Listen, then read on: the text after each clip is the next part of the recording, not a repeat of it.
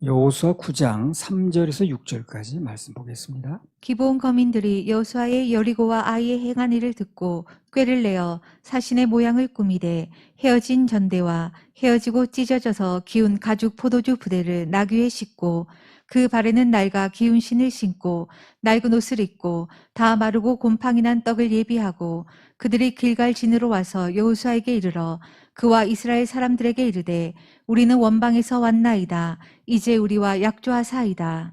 지난 시간에 이어서 우리는 가나안 족속 중에 유일하게 살아난 족속이 있었죠. 그 기브온 족속들에 대한 말씀을 받고 있습니다. 기브온 족속들이 살아날 수 있던 중요한 이유 중에 하나가 올바른 반응을 보였다는 거죠. 똑같은 일이 벌어졌는데 다섯 왕들 사람들 막 싸우려고 덤벼들었잖아요. 그래서 결국 죽게 되는데 이 사람들은 살 반응을 보였다는 거예요. 그래서 이걸 통해서 우리가 교훈을 얻어야 되는데 뭐냐면 하나님의 일하심을 보거나 듣게 되면 거기에 대한 제대로 된 반응을 보여야 돼요. 내가 무슨 반응을 보이느냐에 따라서 내게 혜택이 되기도 하고 전혀 혜택이 없기도 하고 어떤 의미에서는 멸망의 근거가 되기도 해요. 일단 하나님이 일하셨으니까. 십자가에서 예수님께서 피를 흘리셨어요. 그래서 모든 인류의 죄를 대신 짊어지셨다고요.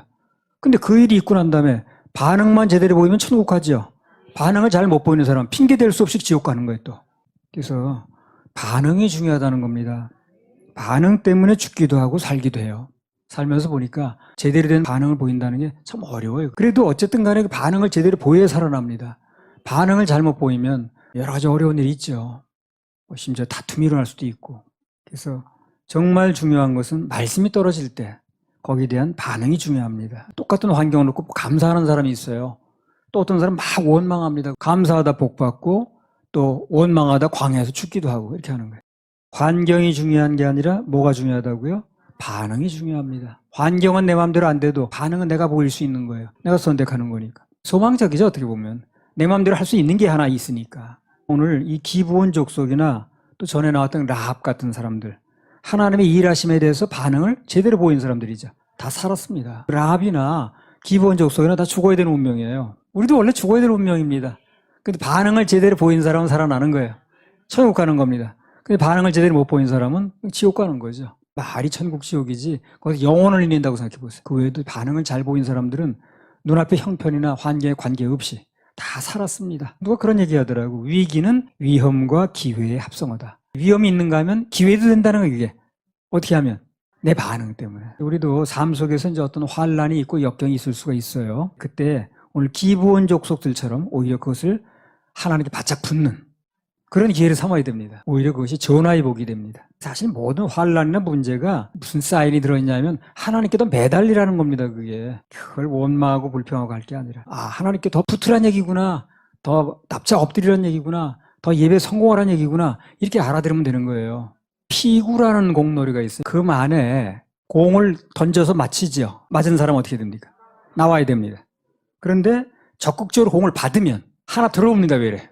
살려내는 거예요. 그러니까 피하지만 말고 맞고만 있지 말고 오히려 적극적으로 공을 받으면 나도 살고 또 한 사람 산다는 얘기라는 거예요. 그래서 어떤 환경이 와도 그걸 자꾸 피하려고만 하지 말고 그걸 원망 불평하고 낙심하고 주저앉을 게 아니라 더 적극적으로 하나님께 더 들러붙고 또 하나님께 더 간절히 아뢰고 요구하고 기도하고 또 예배 성공하고 또 드릴 수 있으면 드리고 이런 반응을 보이라는 거예요. 자꾸 멀리 떨어지려고 하지 말고. 그러면 나도 살고 누군가 또 살려냅니다. 어떤 일이 있어도 주님께 붙으면 주님 쪽으로 돌아서면 오히려 사는 길이 열리는 거예요. 그게 여호수아 9장 3절에서 6절. 기브온 거민들이 여호수아의 여리고와 아이의 행한 일을 듣고 꾀를 내어 사신의 모양을 꾸미되 헤어진 전대와 헤어지고 찢어져서 기운 가죽 포도주 부대를 나귀에 싣고 그 발에는 낡아 기운 신을 신고 낡은 옷을 입고 다 마르고 곰팡이 난 떡을 예비하고 그들이 길갈 진으로 와서 여호수아에게 이르러 그와 이스라엘 사람들에게 이르되 우리는 원방에서 왔나이다. 이제 우리와 약조하사이다. 오늘 기브온 족속처럼 어떤 경우에도 희망을 버리면 안 되는 거예요. 시에르케코름 그 사람이 그렇게 얘기했어요. 죽음에 이르는 병이 절망이라고. 절망이 오면 죽음에 이르는 거예요.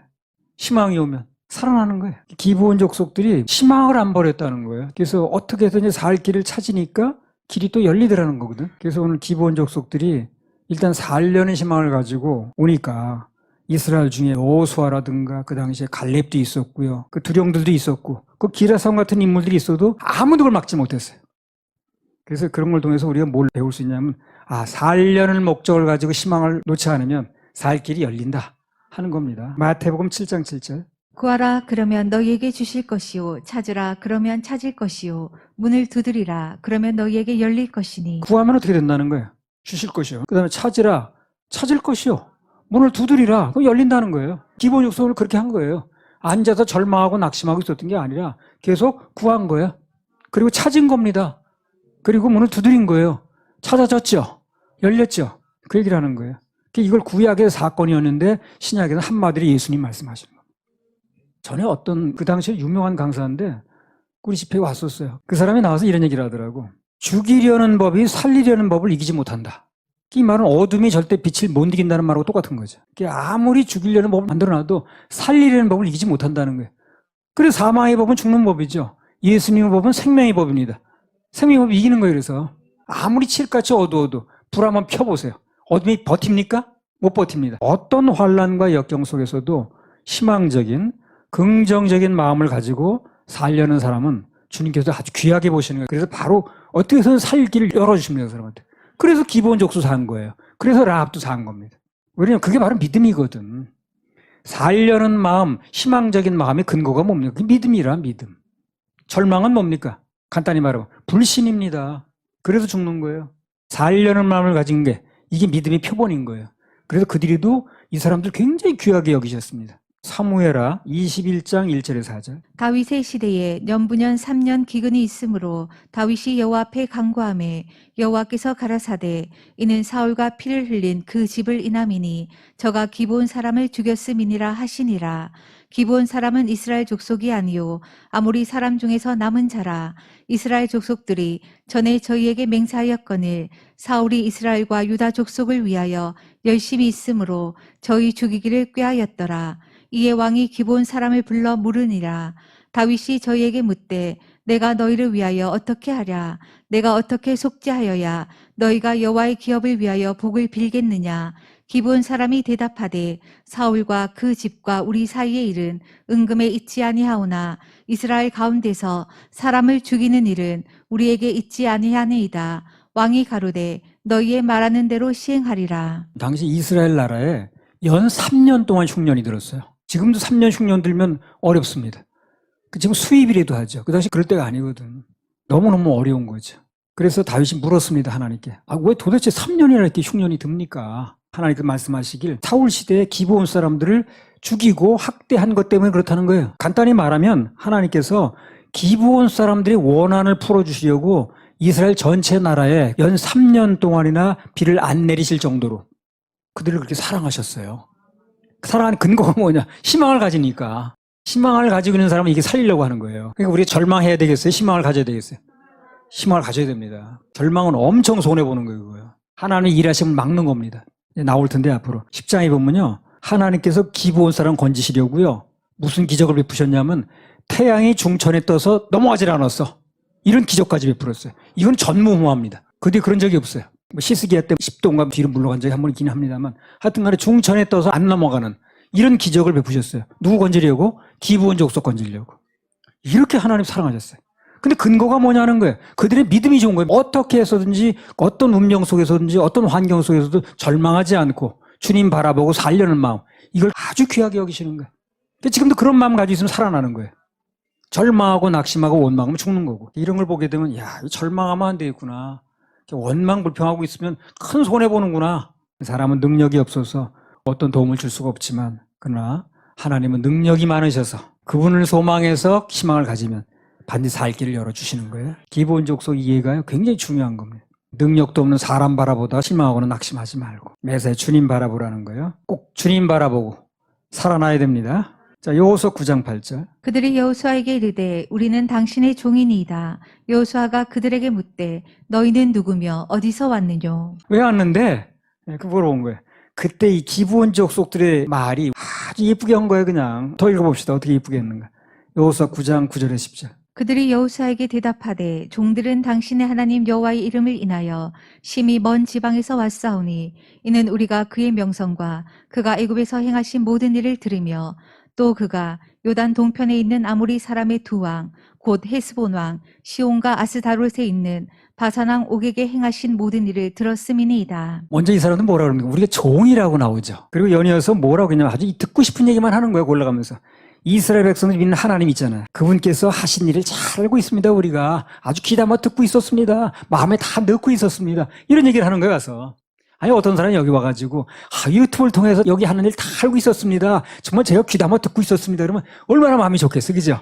그렇게 말을 하는 거예요. 그러니까 뭐 따져볼 것도 없는 거예요. 말을 하도 예쁘게 하니까 여호수아와 그 이스라엘 백성들이 꼼짝없이 그들의 말을 믿은 거예요. 이제. 다 말 예쁘게 한 덕분입니다. 그 말로 인해서 사람도 기쁘고 하나님께서 기뻐하셨어요. 그래서 상황이 잘못됐어도 내가 불리한 입장이라도 어떤 경우든지 말만 예쁘게 하면 살 길이 열린다는 거예요. 말을 예쁘게 해야 됩니다. 그건 아주 굉장히 중요한 얘기라는 거예요. 많이 감해집니다. 그 사람에 대해서. 말 한마디에 천냥빛 갚는다는 말이 바로 그 말이에요. 하나님 보실 때 특히 예쁜 말은 뭐냐? 믿음의 말, 긍정적인 말, 감사의 말, 겸손의 말, 그런 겁니다. 주로 원망불평은 아주 나쁜 말이고 사람끼리도 나빠져요. 하나님께도 감사하다는 말을 많이 써야 되고 사람 사이에도 감사하다는 얘기 좀 하고 부부 사이에도 감사하다는 말도 좀 하고 그러면 아주 사이는 너무 좋아지는 거예요. 하나님 축복하십니다. 사실 싹싹하다는 게 뭐겠어요? 상대방 살리는 말, 긍정의 말, 감사의 말 이런 거 한마디 던져주는 게 싹싹한 거예요.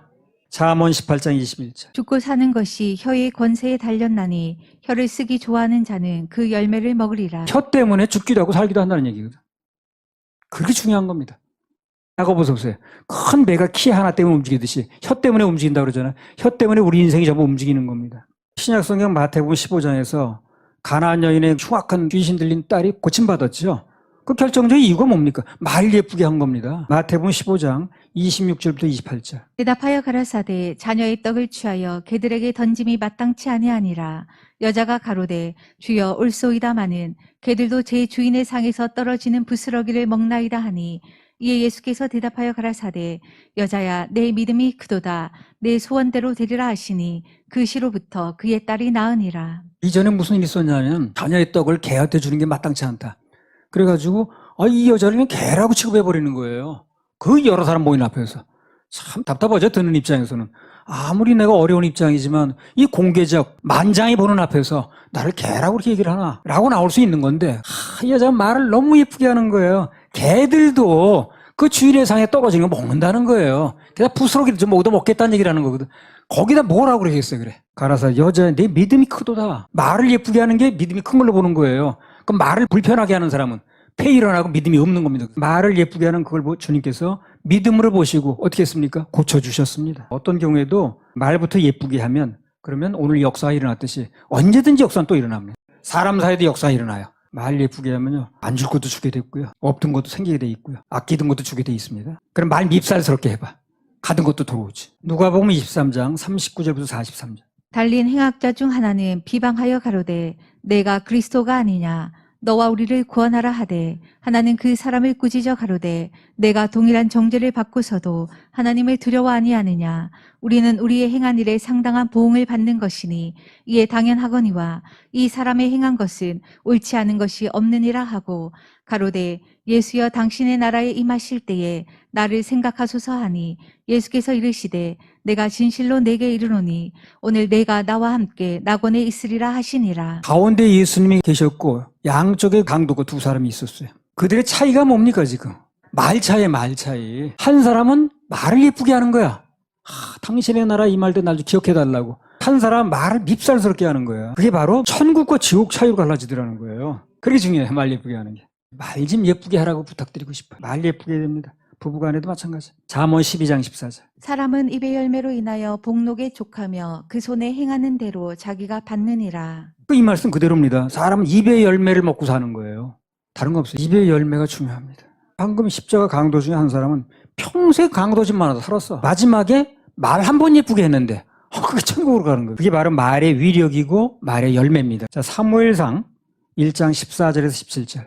엘리가 그에게 이르되 내가 언제까지 취하여 있겠느냐 포도주를 끊으라. 한나가 대답하여 가로되 나의 주여 그렇지 아니하니이다.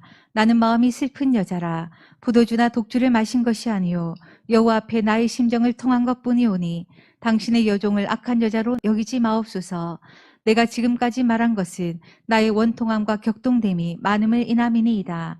엘리가 대답하여 가로되 평안히 가라. 이스라엘의 하나님이 너의 기도하여 구한 것을 허락하시기를 원하노라. 한나가 성전에 나갈 때 기분이 어떤 상태였습니까? 기가 막힌 상태로 나간 거예요, 지금. 남편은 처보도, 근데 처분 또 아이 낳았다고 막 들볶아 되네. 그래서 아주 복잡하고 심령 상하고 마음이 막 엉키고 들켜가지고 그런 상태로 나간 거예요. 근데 거기 나한테 엘리라는 사람이 이 여자가 대낮부터 술 취해가지고 말이야. 이렇게 나오네 또. 근데 여기서도 마찬가지예요. 한나가 말을 너무 예쁘게 하는 거야. 나는 그런 여자가 아니라고. 내 마음이 원통함이 있어가지고 격동이 많아가지고 내가 심정을 통하러 나온 거지. 그런 사람을 보지 말아달라고. 그 엘리가 머쓱해졌어. 그래가지고 축복을 해주는 거야. 천히 가서 네 원하는 거 다 구하길 바란다고. 구한 게 허락되길 바란다고 했더니 진짜 구한 게 허락됐어요. 아이 낳았잖아요. 운명이 바뀌었습니다. 참 말 한마디가 이렇게 중요한 거예요. 사무엘상 25장 26절부터 31절. 내 주여 여호와께서 사시고 내 주도 살아 계시거니와 내 주의 손으로 피를 흘려 친히 보수하시는 일을 여호와께서 막으셨으니 내 주의 원수들과 내 주를 해하려 하는 자들은 나발과 같이 되기를 원하나이다. 여종이 내 주에게 가져온 이 예물로 내 주를 좇는 이 소년들에게 주게 하시고 주의 여종의 허물을 사하여 주옵소서. 여호와께서 반드시 내 주를 위하여 든든한 집을 세우시리니 이는 내 주께서 여호와의 싸움을 싸우심이요 내 주의 일색에 내 주에게서 악한 일을 찾을 수 없음이니이다. 사람이 일어나서 내 주를 쫓아 내 주의 생명을 찾을지라도 내 주의 생명은 내 주의 하나님 여호와와 함께 생명싸개 속에 쌓였을 것이요 내 주의 원수들의 생명은 물배로 던지듯 여호와께서 그것을 던지시리이다. 여호와께서 내 주에 대하여 하신 말씀대로 모든 선을 내 주에게 행하사 내 주를 이스라엘의 지도자로 세우신 때에 내 주께서 무죄한 피를 흘리셨다든지 내 주께서 친히 보수하셨다든지 함을 인하여 슬퍼하실 것도 없고 내 주의 마음에 걸리는 것도 없으시리니 다만 여호와께서 내 주를 후대하신 때에 원컨대 내 주의 여종을 생각하소서. 이 다윗이 지금 기분 좋아서 가는 겁니까? 좋아서 가는 게 아니에요. 그 자기 뭘 어디로 보낸 사람한테 그냥 거지 취급하고 그냥 무시됐다고 그래가지고 아침 해 뜰 때까지 남자 한 명도 안 살려고 다 죽이려고 하는 거예요, 지금요. 정말 아주 살기가 등등해서 가는 거예요. 근데 말을 너무 예쁘게 하는 거예요, 이렇게. 내주 하면서 그냥 구구절절히. 다윗의 마음이 어떻게 바뀌었냐면요. 사무엘상 25장 32절부터 33절. 다윗이 아비가일에게 이르되 오늘날 너를 보내어 나를 영접케 하신 이스라엘의 하나님 여호와를 찬송할지로다. 또 내 지혜를 칭찬할지며 또 내게 복이 있을지로다. 오늘날 내가 피를 흘릴 것과 친히 보수하는 것을 내가 막았느니라. 엄격히 말하면 뭐가 막은 거예요? 말이 막은 겁니다. 말을 예쁘게 한 그것 때문에 자기도 살고 또 그 집 남자들도 다 살게 되고 여러 사람 살렸습니다. 다윗도 또 살인하는 건 면하게 됐고 얼마나 그 말하는 게 예뻤는지 다윗이 어땠습니까? 남편 죽자마자 아내로 삼았습니다. 하나님 앞에서 말을 예쁘게 한 사람들은 하나같이 다 좋은 운명으로 바뀌었어요. 말 예쁘게 해서 나쁘게 된 사람 한 명도 없어요. 구원도 결국 말 예쁘게 하는 거예요. 예수님 받아들이고 참 예수님 앞에서 겸손하게 내 죄를 인정하고 그렇죠. 시편 73편 25절. 하늘에서는 주 위에 누가 내게 있으리요 땅에서는 주 밖에 나의 사모할 자 없나이다. 자, 이런 말은요 하나님 앞에서 너무 예쁜 말입니다. 하늘에서는 주 위에 누가 내게 있으리요 땅에서는 주 밖에 나의 사모할 자가 없습니다. 이런 고백 좀 가끔 해보세요. 하나님께서 야 나밖에 없냐 그래 네가 그 뭐 딴 데 신경 쓸 게 없냐 그렇게 너무너무 좋아하시는 거예요. 그분이 좋아하시면 그다음부터 복 받을 일밖에 없어요. 시편 84편 10절. 주의 궁전에서 한 날이 다른 곳에서 첫날보다 나은즉 악인의 장막의 거함보다 내 하나님 문지기로 있는 것이 좋사오니. 자, 주의 궁정에서 한 날이 다른 곳의 첫날보다 좋다는 거예요. 악인의 장막의 거함보다 내 하나님 문지기로 있는 게 좋다는 거예요. 자, 이런 말들 얼마나 멋있습니까? 이런 말들을 하나님 앞에 해대면요 그냥 주님께서 그 사람이 복 안 주고 못 견디셔요. 그런 말들을 하나님 앞에 자주 고백을 하면 큰 열매가 있습니다. 말에 열매가 있다고 그랬으니까. 이런 좋은 말, 예쁜 말들을 하려면 평소에 그런 말들을 많이 들어야 됩니다. 또 그런 말 들을 수 있는 사람하고 교제를 해야 됩니다. 괜히 원망불평하는 사람과 같이 교제해본들 그런 말이 나한테 자꾸 입력되는 거예요. 나쁜 말만 듣고 살았어 이 사람이. 그럼 좋은 말이 나가기 어려워요. 들은 게 그거니까 입력이게 된 거거든. 그러니까 입력을 잘 시켜야 돼요. 애들이 좋은 말 나오길 바란다면 아이들 앞에서 좋은 말 해야 되고요. 듣는 게 곧 입력이라고 보면 돼요. 입력되면 출력되겠죠. 그죠? 그래 듣는 걸 굉장히 조심해야 됩니다. 듣는 게 그냥 듣는 걸로 끝나는 게 아니라 그걸 내가 다 입력시키는 거거든. 그러니까 내가 가끔 크게 시험 든 사람은 기도는 해주되 찾아가거나 자꾸 대화를 하지 말라는 게 바로 그거예요.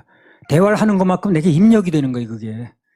그러니까 입력됐으니까 나도 모르게 출력이 되는 거예요, 쌓여있다가. 창세기 16장 1절 2절. 아브라함의 아내 사레는 생산치 못하였고 그에게 한 여종이 있으니 애굽 사람이요 이름은 하갈이라. 사레가 아브라함에게 이르되 여호와께서 나의 생산을 허락지 아니하셨으니 원컨대 나 여종과 동침하라. 내가 혹 그로 말미암아 자녀를 얻을까 하노라 하매 아브라함이 사레의 말을 들으니라. 실수를 한 건데 아브라함이. 근데 실수의 시작이 뭡니까? 아브라함이 사레의 말을 들으니라. 그럼 말 같지도 않은 말을 들은 게 문제인 거라. 그런 불신의 말을 들으니까 입력이 돼버린 거예요, 지금. 좋은 말을 하려면 먼저 듣는 것부터 조심해야 됩니다. 환경이 좋을 때는 누구나 좋은 말 하겠죠. 근데 문제는 환경이 나쁠 때 어떻게 말하는가. 그게 이제 믿음인 거예요.